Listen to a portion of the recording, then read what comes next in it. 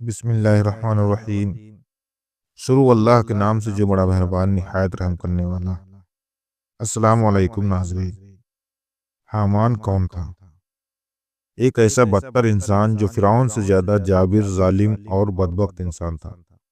और इसी बदबख्त इंसान की वजह से फिरौन अल्लाह तबारक व तआला की वहदानियत पर ईमान ना ला सका और फिरौन काफिर और मुशरिक होकर मरा और हमेशा हमेशा के लिए जहन्नम में दाखिल हो गया। ज्यादातर लोग ये जानते हैं कि फिरौन मिस्र की तारीख का सबसे बदतर इंसान था, कि जिसने खुदाई का दावा किया और बनी इसराइल के मुसलमानों का कत्लेआम किया। लेकिन क्या आप जानते हैं कि फिरौन के खुदाई का दावा करने और मुसलमानों का कत्लेआम करने और अल्लाह ताला की वहदानियत पर ईमान न लाने और फिरौन को काफिर और मुशरिक और जहन्नम बनाने में सबसे बड़ा किरदार उस इंसान का था जिसका जिक्र आज हम करने वाले हैं। इसी इंसान का जिक्र अल्लाह ताला ने कुरान पाक में भी हामान के नाम से किया है।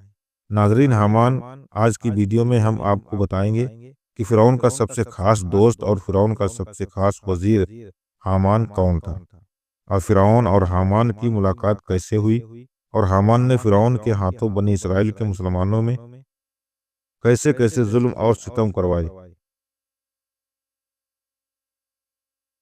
फिरौन को कैसे ले डूबा और कैसे फिरौन उसकी वजह से काफिर और मुशरिक होकर मरा और हमेशा हमेशा के लिए जहन्नम में चला गया। प्यारे दोस्तों, इन तमाम सवालों के जवाब हम आज की इस वीडियो में देने वाले हैं। कुरान पाक के 6 मुकामात पर फिरौन के वजीर हामान का जिक्र फरमाया है। हामान के बारे में मुफस्सिर लिखते हैं कि हामान मिस्र के वजीर का एक लक़ब हुआ करता था। जो कोई भी बादशाह मिस्र का वजीर मुकर्रर होता, उसको हामान कहा जाता था। जैसे कि मिस्र के तमाम बादशाहों को फिरौन कहा जाता था, इसी तरह उन्हीं बादशाहों के वजीर को हामान कहा जाता था। और बाज़ रिवायत में आता है कि हामान उस वक्त मखसूस शख्स का नाम है जो फिरौन मूसा अलैहिस्सलाम का वजीर था और जिसका जिक्र अल्लाह ताला ने कुरान पाक में फरमाया है। नाजरीन, हामान मिस्र में रहने वाला एक आम बाशिंदा था। फिरौन और हामान की पहली मुलाकात उस वक्त हुई जब फिरौन मजदूरी की तलाश में मिस्र की तरफ निकला। तो एक मुकाम पर फिरौन और हामान की मुलाकात हुई और ये मुलाकात देखते ही देखते दोस्ती में बदल गई और इस तरह ये दोनों बदबख्त एक दूसरे के पक्के दोस्त बन गए। नाजरीन, फिरौन वो शख्स था जिसने खुदाई का दावा किया और बनी इसराइल पर बेइंतहा जुल्म उठाए। अल्लाह ताला ने उसकी तरफ हजरत मूसा अलैहिस्सलाम को पैगंबर बनाकर भेजा और इस काम में आपका साथ देने के लिए आपके सगे भाई हारून अलैहिस्सलाम को भी मनसब नबूवत से सरफराज फरमाया। कहते हैं कि फिरौन के बाप का नाम मसब बिन रायान था और बाज ने कहा कि फिरौन का नाम मूसा बिन वलीद बिन रायान था और 400 साल उसकी उम्र थी और इस मुद्दत में वो कभी भी बीमार ना हुआ था। यहाँ तक कि कभी भी सरदर्द भी ना हुआ था और ना ही कभी कोई दुश्मन उस पर गालिब आया। फिरौन उसे इसलिए कहते हैं कि वो मिस्र का बादशाह था और मिस्र के तमाम फरमा रवा को फिरौन ही कहा जाता था। और उसी दूसरी वजह से उसकी ये भी बयान की गई है कि इस मलून ने खुदाई का दावा किया था और लोगों को कहता था कि मुझे सजदा करो, मैं ही तुम्हारा खुदा हूँ। और जो सजदा ना करता या इनकार कर देता, उसे ये मलून कत्ल करवा देता था। इसी वजह से उसे फिरौन कहा जाता, यानी गुरूर और तकब्बुर से भरा हुआ। उसने जब दावा खुदाई का किया तो उसके बाद अल्लाह ताला ने उसे मिसाइल फरमाया और जब वो किसी दौर किसी तरह ना माना तो बिलाखिर उसे गर्क नील किया। मज़कूर है कि फिरौन को पैदाइश बल्क में हुई थी, वहां से सेहत के लिए निकला और बियो सकना एक शहर है, वहां तक आया। यहाँ उसकी मुलाकात हामान बेईमान से हुई जो कि उस शहर का एक बासिंदा था। उसने फिरौन से उसके मुतालिब पूछा कि तुम कौन हो और कहाँ से आए हो और आगे किधर जाना है। तब फिरौन ने उसे अपना नाम बताया और मुकाम बताया और कहा कि मैं शौक शहद में निकला हूँ। तब हामान बोला कि मैं तुम्हारे साथ चलूंगा और सैर करूंगा। चुनांचे दोनों वहां से इकट्ठे चले और मिस्र में पहुंचे। तब खरबूजों का मौसम था। चुनांचे भूख की वजह से दोनों एक खेत में पहुंचे और खरबूजों वालों से खाने का सवाल किया। तब खरबूजे वाले यानी खेत के मालिक ने कहा, तुम्हें एक शर्त पर खाने को दूंगा, अगर तुम मेरे खरबूजे शहर ले जाकर बेच आओ तो बदले में तुम्हें मैं खाने को कुछ खजूर उजरत दूंगा। चुनांचे फिरौन ने हामान को वहीं छोड़ा और खुद कंधों पर खरबूजों से भरे हुए बोरे लादकर शहर की तरफ चल दिया। जब वो शहर के दरवाजे पर पहुंचा तो दरवाजे पर खड़े पहरेदार ने रोक लिया और पूछा कि इन खरबूजों में क्या है, कि इन बोरों में क्या है। फिरौन ने कहा, खरबूजे हैं। चुनांचे पहरेदार ने कहा कि इनमें से कुछ खरबूजे यहाँ रख दो और जाओ। फिरौन ने कहा, ये मेरे मालिक के हैं, उसने मुझे बेचने के वास्ते दिया है और मैं उसका गुलाम हूँ, सो मैं बिना उसकी इजाजत के ये किसी को मुफ्त में नहीं दे सकता। पहरेदार ने कहा, अगर तुम ऐसा ना करोगे तो तुम हरगिज शहर में दाखिल होने की इजाजत नहीं पाओगे। लिहाजा जब फिरौन ने कोई दूसरी राह ना पाई तो उनमें से चंद खरबूजे पहरेदार को बतौर रिश्वत अदा कर दिए और शहर के अंदर दाखिल हुआ। शहर में भी सूरत हाल कुछ ऐसी देखी। शहर के अंदर जाने पर उसे बाजार में गश्त पर मामूर सिपाहियों ने रोका और उसके माल की बाबत दरियाफ्त किया। फिरौन ने बताने पर उन लोगों ने भी वैसा किया जैसे दरवाजे पर मामूर पहरेदार ने किया था। जो माल उसे बेचने के लिए वो मुनासिब जगह की तलाश करने लगा, लेकिन कोई दुकानदार उसे अपनी दुकान के सामने अपना माल लगाने की इजाजत ना देता। चुनांचे यहाँ भी कुछ खरबूजे दिए और एक दुकान के आगे अपना माल बेचने के लिए बैठ गया। दुकानदारों ने उससे कहा कि यहाँ लोग जरबा से भी फल सब्जी और तरकारी वगैरह खरीदते हैं और कुछ नकद भी नहीं रखते, यानी अगर किसी के पास एक चीज या जिन्स है तो वो उनमें से जितनी मिकदार तुम्हें दे बदले में तुमसे उतनी ही मिकदार तुम्हारा माल या जिस खरीदारी को तुम कर रहे हो खरीदेगा और उस पर कोई नतकी बाकी रहेगी।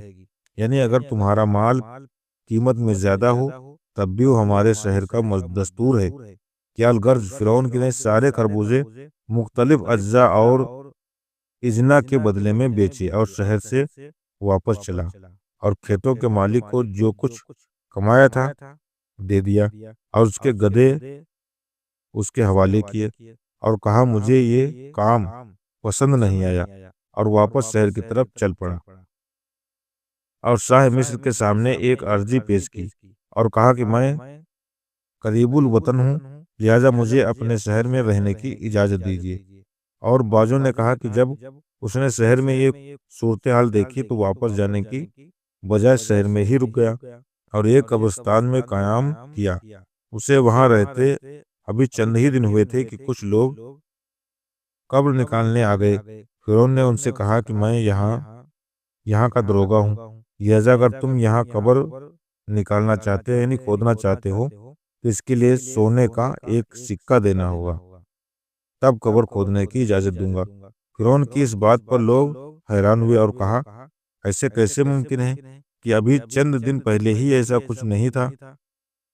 फिरौन ने कहा, अब ऐसा ही होगा, मैं इस कब्रिस्तान का दरोगा हूँ, बस अब बिना मेरी इजाजत के तुम यहाँ कब्रिस्तान से कब्र नहीं खोद सकते और ना ही मुर्दा दफन कर सकते हो जब तक मुझे सोने का एक सिक्का बतौर खराज अदा ना करोगे। तब चार उन लोगों ने एक सिक्के सोने का फिरौन को अदा किया और बाद उसके कब्र खोदी। उसके बाद ये सब निकल गए।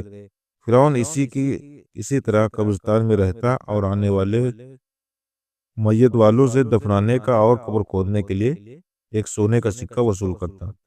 और बाज ने कहा है कि वो मरने वाले की हैसियत के मुताबिक रकम वसूल किया करता था। मज़कूर है कि एक बार शहर में कोई वबा फैली जिससे बहुत ज्यादा लोगों की मौत हुई और इसी तरह फिरौन के पास बहुत सारा माल इकट्ठा हो गया। नादरीन, रिवायत है कि एक बार शहर का वजीर मर गया। जब उसे दफ दरबारी उसे दफनाने के लिए लेकर गए तो फिरौन ने पूछा कि कौन मरा है। तब उन लोगों ने बताया, शहर का वजीर। फिरौन ने जब उससे रकम का मुतालिबा किया तो लोग बड़े हैरान हुए और कहा कि ये कैसा कानून है। फिरौन ने कहा, मैं इस कब्रिस्तान का दरोगा हूँ और एक अरसे से यही पर रह रहा हूँ। ये खिराज मैं सबसे ले चुका हूँ और वसूल करता हूँ। चुनांचे शहर के लोगों ने उसकी बात की तायद की और कहा कि ऐसा ही है। ये तो काफी अरसे से यहीं पर रहता है और हर आने वाले मैयत वाले लोगों के साथ जो होते हैं उनसे पैसे लेता है, वसूलता है। अलगर जब दरबारियों ने ये मामला देखा तो फिरौन को पकड़कर शाह मिस्र के पास ले गए और सारी तफसील से आगाह किया। तब शाह मिस्र ने फिरौन से पूछा, ये सब क्या मामला है? तुम्हें इस काम पर किसने रखा? तब फिरौन ने अव्वल त आखिर अपने शहर में आने और शहर के हालात के बारे में तफसील से बयान की और बाद उसके निहायत अदब से कहा कि जब शहर के ये हालात देखे तो मुझे लगा कि इस शहर में कोई कानून नहीं है। जिसके पास जिस कदर ताकत है और इख्तियार है वो उतना ही लोगों को लूटता है। मैं एक गरीबुल वतन हूँ और निहायत गरीब आदमी हूँ। मेरी कुछ बाजार में बैठने की हैसियत न थी, इसलिए मैं कब्रिस्तान बैठ गया और लोगों से खिराज वसूलने लगा। न किसी ने मेरे इस काम पर कोई एतराज किया, ना ही कोई शिकायत की, और न जो हालात शहर के थे इसमें लोग शिकायत लेकर यहाँ आते कि उसमें भी मेरी शिकायत दर्ज करने वालों की भी लिस्ट होती। उन्हें इतना पूछताछ देना पड़ता, इसलिए लोगों ने कम दिए लेना मुनासिब ख्याल किया। चुनांचे शाह मिस्र ने फिरौन की गुफ्तगू से एक दाना और दूर अंदेश फर्द ख्याल किया और उससे पूछा, क्या तुम इस शहर में हालात खुद बेहतर बना सकते हो? अगर तुम्हें इसका इख्तियार दिया जाए तो फिरौन ने इस बात की हाँ भर ली कि हाँ, मैं शहर के हालात बेहतर बना सकता हूँ, और कहा अगर ऐसा हो जाए कि मुझे साहिब इख्तियार बना दिया जाए तो मैं शहर मिस्र को इस सारे फितने से साफ कर दूंगा। अलगर्ज शाह मिस्र ने फिरौन को मनने वाले वजीर को जो जगह थी वो दे दी। मिस्र का वजीर मुकर्रर होते ही हामान को अपने शहर में बुलवा लिया और उसे अपना साथी मुकर्रर किया। बाद इसके जो खिराज शाही सिपाही और दरबान वगैरह दुकानदारों और ताजिर और आम रियाद में वसूलते थे, सब बंद किए। इसके बाद उसने ऐलान किया कि किसी भी शख्स को कोई भी रिश्वत, कोई भी शिकायत हो तो मेरे दरबार में हाजिर हो सकता है। हर शख्स की फरियाद बिला तफरी सुनी जाएगी और उसे इंसाफ दिलाया जाएगा। फिरौन के इस फैसले से शहर के दुकानदार, ताजिर और आम सी रियाया सब बहुत खुश हुए कि एक इजाब, खराज और रिश्वत देने से उनकी जान छूट गई। अब उन्हें अपने माल पर फायदा होता नजर आने लगा, इसलिए लोगों के दिलों में फिरौन के लिए इज्जत और एहतराम और मोहब्बत पैदा हो गई।